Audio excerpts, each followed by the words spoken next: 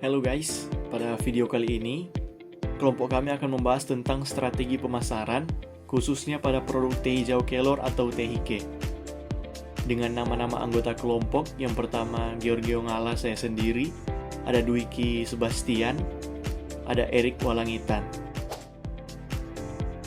Langsung saja kita masuk dalam pengertian strategi pemasaran.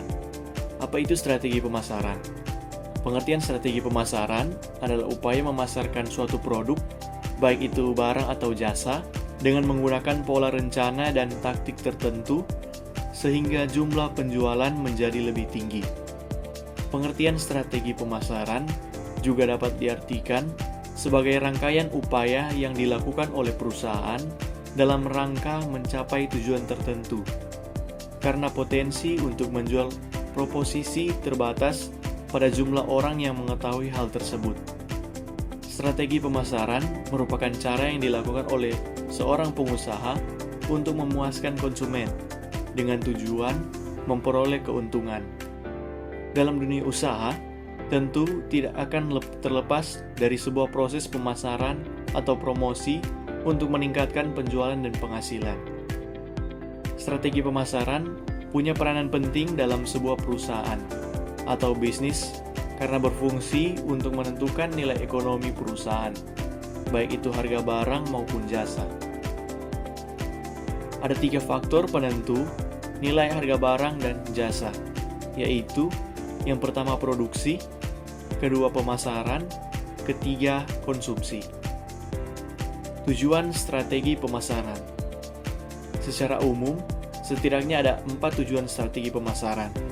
Di antaranya adalah yang pertama, untuk meningkatkan kualitas koordinasi antara individu dalam tim pemasaran. Kedua, sebagai alat ukur hasil pemasaran berdasarkan standar prestasi yang telah ditentukan. Yang ketiga, sebagai dasar logis dalam mengambil keputusan pemasaran. Dan yang keempat, untuk meningkatkan kemampuan dalam beradaptasi bila terjadi perubahan dalam pemasaran. Selanjutnya yaitu fungsi strategi pemasaran. Adapun fungsi dari strategi pemasaran ini yaitu yang pertama meningkatkan motivasi untuk melihat masa depan. Jadi strategi pemasaran ini berupaya untuk memotivasi manajemen perusahaan agar berpikir dan melihat masa depan dengan cara yang berbeda. Hal ini sangat diperlukan tentunya untuk menjaga kelangsungan perusahaan di masa yang akan datang. Yang kedua, koordinasi pemasaran yang lebih efektif. Strategi pemasaran ini juga berfungsi untuk mengatur arah jalannya perusahaan, sehingga membentuk tim koordinasi yang lebih efektif dan tepat sasaran. Yang ketiga, merumuskan tujuan perusahaan. Jadi dengan adanya strategi pemasaran ini, maka pelaku usaha akan terbantu untuk membuat detail tujuan yang akan dicapai, baik jangka pendek maupun jangka panjang. Yang keempat, pengawasan kegiatan pemasaran. Jadi dengan adanya strategi pemasaran, juga perusahaan akan memiliki standar prestasi kerja bagi para anggotanya. Kemudian konsep strategi pemasaran. Banyak ahli marketing mengatakan bahwa kepuasan pelanggan adalah kunci utama dari konsep pemasaran dan strategi pemasaran. Dengan kata lain, setiap perusahaan itu memiliki caranya tersendiri dalam melakukan proses pemasaran sesuai karakteristik dan kesanggupan masing-masing suatu perusahaan. Jadi pada dasarnya tujuan akhir dari marketing itu tetap akan bermuara pada tercapainya kepuasan konsumen. Pada intinya, pemasaran itu akan berakhir pada kepuasan konsumen. Ya, karena itu ada 5 konsep strategi pemasaran. Yang pertama, segmentasi pasar. Di sini perusahaan harus melakukan klasifikasi pasar yang sifatnya heterogen menjadi satuan-satuan pasar yang bersifat homogen. Jadi perusahaan harus menentukan segmen usahanya itu di segmen yang mana. Kemudian yang kedua, market positioning. Kita semua tahu bahwa tidak ada perusahaan yang bisa menguasai seluruh pasar. Itulah alasannya mengapa perusahaan harus punya pola spesifik untuk mendapatkan posisi kuat dalam pasar, yaitu memilih segmen yang paling menguntungkan. Kemudian yang ketiga, market entry strategi.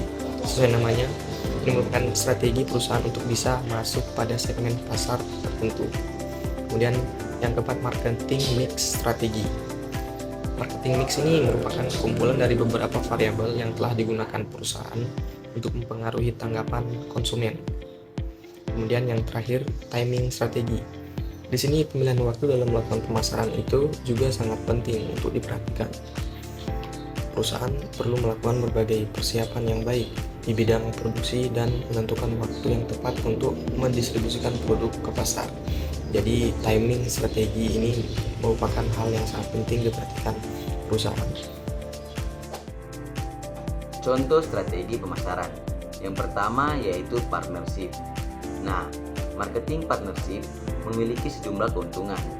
Contohnya berkolaborasi dengan pihak lain. Strategi pemasaran ini dinilai murah dan lebih berpeluang untuk sukses.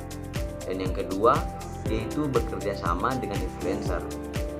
Nah, ketika mengontrak influencer untuk mempromosikan produk, tentu bukan hal tidak mungkin mendapatkan keuntungan berlipat-lipat.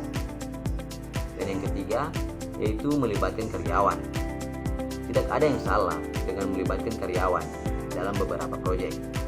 Coba sesekali membuat iklan lucu yang melibatkan karyawan. Tentu ini memiliki efek ganda. Dan yang keempat yaitu menjaga pelanggan lama. Coba berikan bonus kecil khusus untuk pelanggan lama. Kebanyakan mereka adalah yang paling loyal mempromosikan produk yang mereka anggap memuaskan. Strategi pemasaran pada produk tinjau kelon. Nah, ada dua strategi pemasaran yang kelompok kami ambil. Yang pertama yaitu melalui media sosial. Kelompok kami menggunakan media sosial untuk mempromosikan produk dan juga memperkenalkan khasiat-khasiat produk yang dapat membuat para customer tertarik dengan produk ini. Contohnya melalui WA Group, dan lain-lain. Yang kedua yaitu melalui mulut ke mulut. Kelompok kami juga memasarkan dan memperkenalkan produk melalui interaksi dengan para calon customer. Juga mengandalkan kepuasan para customer yang secara tidak langsung dapat membuat mereka mempromosikan produk kami. Itulah hasil pemaparan materi dari kelompok kami. Atas perhatiannya diucapkan terima kasih.